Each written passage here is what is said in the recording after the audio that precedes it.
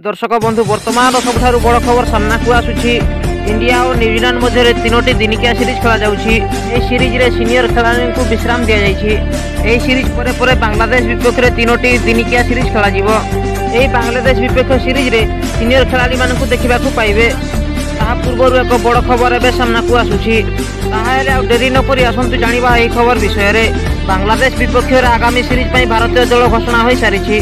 आउ एहारी मध्य एही दुई जन शतकीय वीर को बांग्लादेश विपक्ष दिनिकिया सीरीज रे सुजोग देला नाही बीसीसीआई। प्रथम होउछंती संजू सैमसन।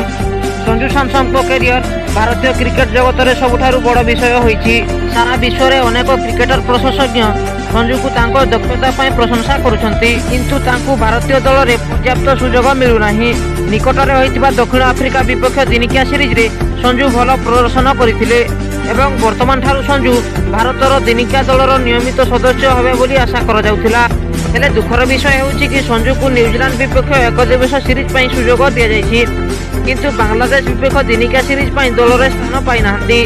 द्वितीय होउछंती सूर्यकुमार यादव। टी20 सुपरस्टार सूर्यकुमार यादव एपर्यंत एक दिवस क्रिकेट रे भारतर नियमित सदस्य होई पारि नाहंती। आशा करा जाउथिला कि बांग्लादेश विपक्ष दिनिकिया सीरीज पई सूर्यकुमार यादव को भारतीय दल रे शामिल करा जिवो, किंतु ताहा होई पारिला नाही।